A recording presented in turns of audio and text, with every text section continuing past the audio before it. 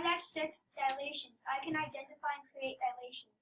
All right, so we can identify dilations because they either increase or decrease in size, right? Yeah. And can we even create dilations now? Yes. Yeah. What is easier? If the origin is the center of dilation, is that pretty easy? Yeah. Okay, and if the center of dilation is not the origin, do we have some work to do with slope? Yeah. Yes, that's where it gets crazy. So, really important that you understand the vocab. Dilation would be a transformation or a change in size. Transformation, we said, was a change. New learning for you, an image and prime markers. When looking at this little section right here, this is the original, and this is the what, you guys? Image. What? Image. How do you know that this is the image? It's prime markers. It has prime markers here, and these are the prime markers that we're identifying. Excellent. Center of dilation, we know that if you truly find the center of dilation, the point at which we are dilating any particular object, we can draw a line with corresponding vertices all hitting that exact point. Okay?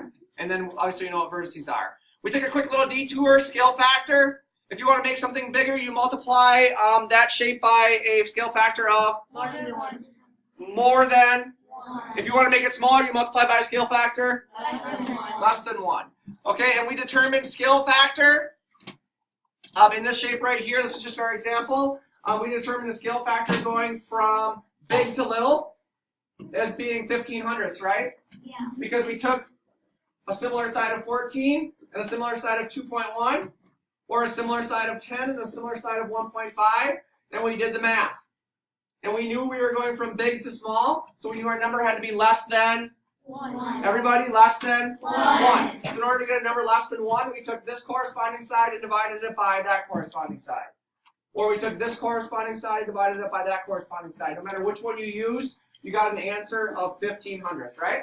And then we can do the same thing going reverse. What if I wanted to blow this shape up to a larger size?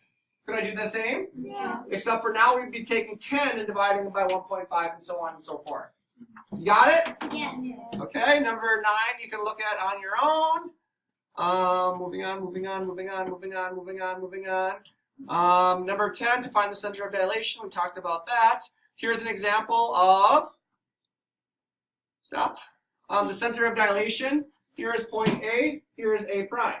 Here is point B, here is B prime. Here is C, here is C prime. Here is D, here is D prime. We draw all of our lines together to one single point called the Center of dilation. Here is A, here is A prime. Put together. Here is B, here is B prime. Here is C, here is C prime. Connect my B's, my A's are already connected. Connect my C's, my center of dilation is going to be 20. Cool.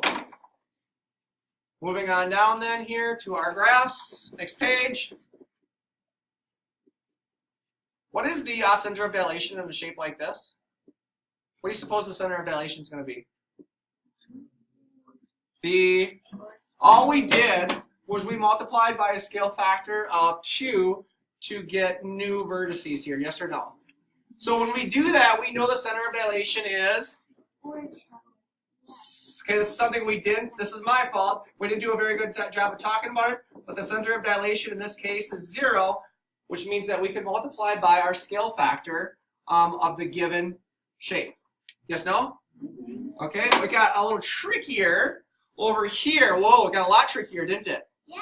Okay, so I gave you the center of dilation, which is represented by a point in the letter P, and then I gave you A, B, C, D, which is in red there. And you needed to come up with the new image using a scale factor of 1/3. And remember how we did that? We found how far, what is the slope from the center of dilation to point A? So what's that slope? Negative 3, 0. What is the slope from the center of dilation to B? And so on and so forth. So we found C and we found D. In order to find the image then, we took our slope for point A, and to find A prime, we multiplied the top number by our scale factor and our bottom number by our scale factor. And when we did that, we got our new point. So what was A prime again, you guys? I know we didn't mark this down, but A prime ended up right here at point, was it 3, 3, 8, right? And then for B prime, I mean, we ended up right here, which gave us a point of 4, 4, 9, right? And so on and so forth. Okay? This is the part that you're really going to have to focus on. Remember, multiply each part by the scale factor when your center of dilation is not the origin. Big lesson today. Questions before I stop it?